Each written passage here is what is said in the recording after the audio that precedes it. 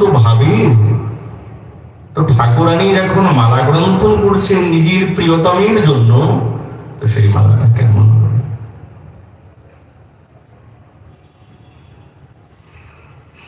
বিশাখাকে গোবিন্দের রূপের কথা বলছেন মালা গাঁথতে গাঁথতে।